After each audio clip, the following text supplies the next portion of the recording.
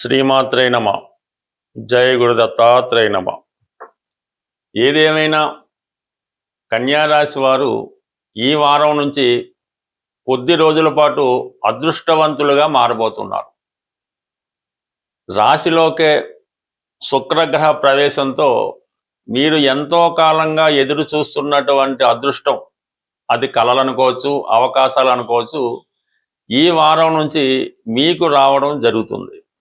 ఇది మీరు ఒక సినిమా ఇండస్ట్రీలో ఉన్న, లేదు వ్యాపార రంగంలో ఉన్న, చిన్నపాటి ఉద్యోగంలో ఉన్నా సరే మీకు కొన్ని కొత్త అవకాశాలు మిమ్మల్ని మీరు రుజువు చేసుకునే విధంగా వచ్చే అవకాశం ఉన్నది. ఇక ప్రధానంగా చాలా రోజులుగా మనకి డబ్బులు వస్తే బాగున్ను, ఈ కారు కొనుక్కుందాం, లేదంటే ఈ డ్రెస్ కొనుక్కుందాం, ఈ పిల్లలు లాంటి వాళ్ళు అనుకుంటూ ఉంటారు. లేదంటే మనకి డబ్బులు వస్తే ఈ పెళ్లి చేద్దాం, ఈ ప్రయత్నం చేద్దాం అనుకున్న వాళ్ళకి మీరు ఏదైతే కొంతకాలంగా ధనం కొరకు ఎదురు చూస్తున్నారో ఆ ధనము వస్తుంది. మీరు చెయ్యాలనుకున్నటువంటి ప్రయత్నాలు కూడా సంపూర్ణంగా చేయడం జరుగుతూ ఉంటుంది. అంటే ఇతరుల ఆనందం కోసం మీరు ఏదో ఒక సంకల్పంతో మంచి పని చేయడం జరుగుతూ ఉంటుంది. దాంట్లో మీరు కూడా సంతోషించడం జరుగుతూ ఉంటుంది. ముఖ్యంగా వివాహ సంబంధించిన విషయాల్లో చాలా కాలంగా సంబంధాల విషయంలో ఇబ్బంది పడుతున్న వారికి ఈ వారం ఒక సంబంధం అన్నది ఫైనల్ అయ్యే అవకాశం ఉన్నది. లేదు వివాహం అయింది, వివాహం అయినా కూడా భార్యాభర్తలు దూరంగా ఉన్నారు, ఏదో కారణాల వల్ల ఇబ్బంది అనుకుంటే, దూరమైనటువంటి మీ జీవిత భాగస్వామి తిరిగి మీ జీవితంలో ప్రవేశించే అవకాశం ఉన్నది. లేదు పెళ్లి ప్రయత్నాలు చేస్తున్న, ఒక పెళ్లి సంబంధం అనుకున్నారు, చాలా దగ్గరగా వచ్చి మిస్ అయిపోయింది, ఇది కొన్నాళ్ళు అయిపోయింది, ఇప్పుడు మళ్ళా గతంలో పోయిన సంబంధమే తిరిగి వచ్చే అవకాశం ఉంది. దాన్ని ఏమాత్రం ఆలోచించకుండా చేసుకోవడం మంచిది. ఎందుకంటే ఇప్పుడు సప్తంలో ఉన్నటువంటి శని వక్రించున్నాడు కాబట్టి కొద్దిగా లిబరేజ్ అయింది, పెళ్లి సంబంధాలు వస్తుంటాయి, అది నిర్ణయించుకొని చేసుకోవడానికి అవకాశం ఉంది. ఇక్కడ సప్తమాధిపతిగా ఉన్నటువంటి గురువు 11వ స్థానంలో ఉండడం వల్ల అంటే పెళ్లి ద్వారా మీకు లాభం కలుగుతుంది. అలాగే గురువు సప్తమాన్ని కూడా చూస్తుంటాడు 9వ దృష్టితో, అంటే పెళ్లితో మీ అదృష్టం మారబోతుంది. ఆ మారడానికి గురువు లాభస్థానంలో రెడీగా ఉన్నాడు. నిర్ణయం మీరు ఖచ్చితంగా తీసుకుంటే ఇప్పుడు రాశి యందు ఉన్నటువంటి శుక్రుడు, లాభస్థానంలో ఉన్నటువంటి గురు భగవానుడు మీకు వివాహం ద్వారా లాభాన్ని కలిగిస్తాడు. అయితే ఈ సమయంలో మీకు ఉద్యోగం చేసే భార్య లాంటిది వచ్చే అవకాశం ఉన్నది. అలాగే స్త్రీలు అయి ఉంటే వ్యక్తిగతంగా మీకు స్త్రీలకైతే వివాహ సంబంధం కుదురుతుంది.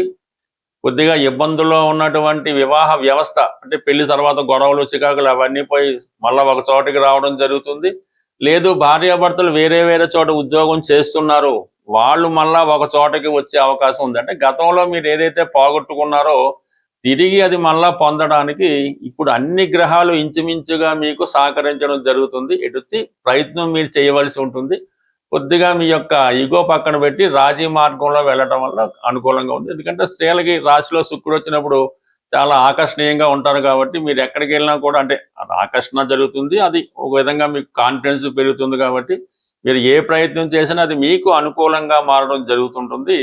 ఒక విధంగా స్త్రీలకి ఇది అదృష్టం అని చెప్పవచ్చు. ఇక ప్రధానంగా ఏంటంటే దశమ స్థానంలో బుధుడు, రాష్ట్రాధిపతి దశమ స్థానంలో ఉండడం వల్ల స్వయం కృషితో మీరు చేసే ఉద్యోగ ప్రయత్నాలు చాలా వరకు ఫలిస్తాయి.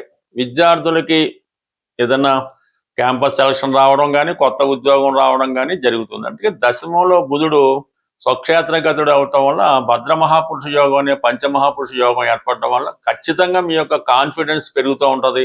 ఎటువంటి సమస్యనైనా పరిష్కరించగలుగుతుంటారు. ఎక్కువగా ఈ శుక్రుడు బుధ ప్రభావం ఎలా ఉందంటే మీరు టీవీ రంగంలో ఉన్న, మీడియా సినిమా ఏ రంగంలో ఉన్న, వైద్య రంగంలో ఉన్న, విద్యా రంగంలో ఉన్న, ఇదే మీకు చాలా మంచి అవకాశం.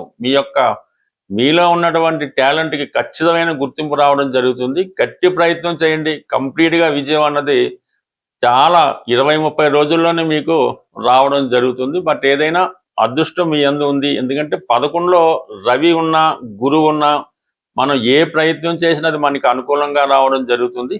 బట్ ఏదైనా ప్రయత్నం చేయండి, అటు ఉద్యోగ ప్రయత్నమైనా, వివాహ ప్రయత్నమైనా, ఏ ప్రయత్నమైనా ఇదే మీకు చాలా బెస్ట్ పీరియడ్ మీ లైఫ్లో.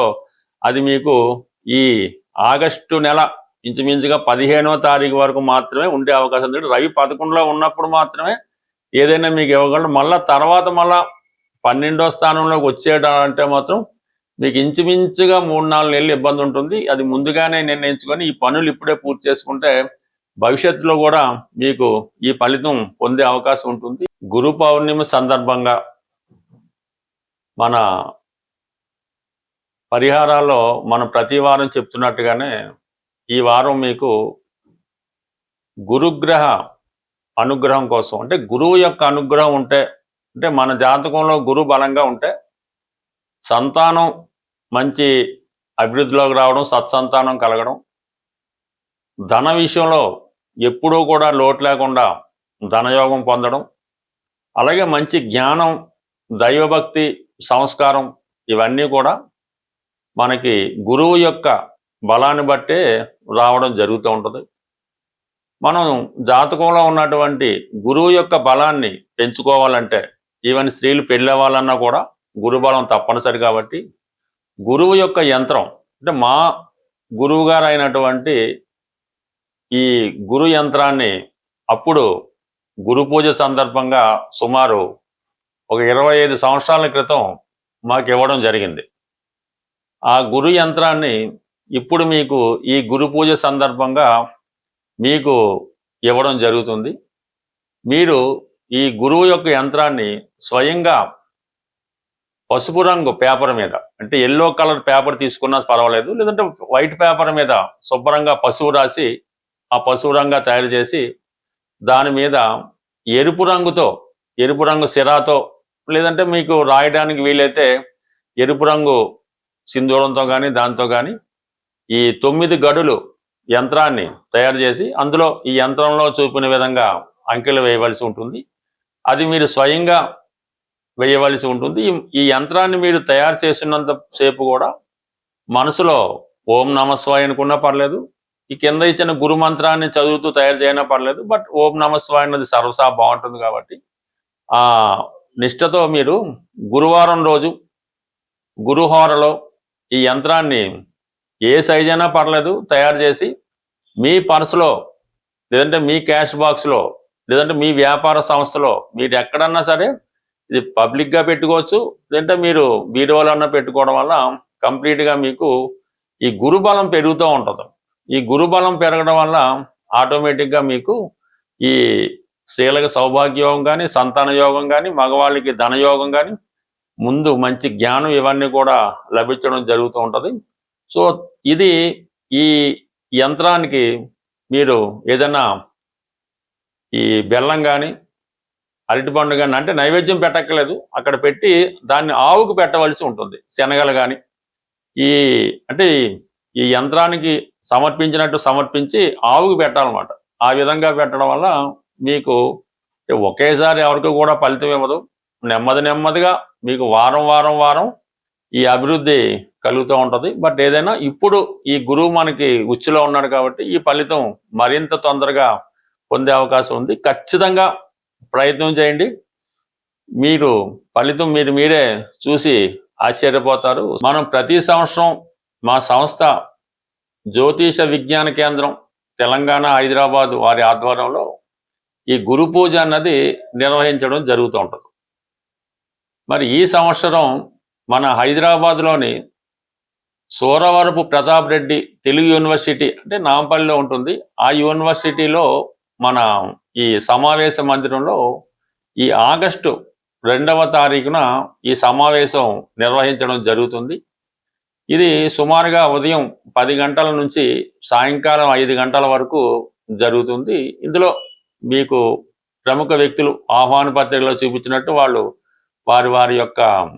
వారి జీవితంలో కనిపెట్టినటువంటివి, పరిశోధించినటువంటి ముఖ్యమైన విషయాలు ప్రసంగ రూపంలో, అంటే ఒక విద్యార్థికి గురువు చెప్పిన విధంగా వాళ్ళు మీకు కొన్ని రహస్యాలు చెప్పడం జరుగుతుంది.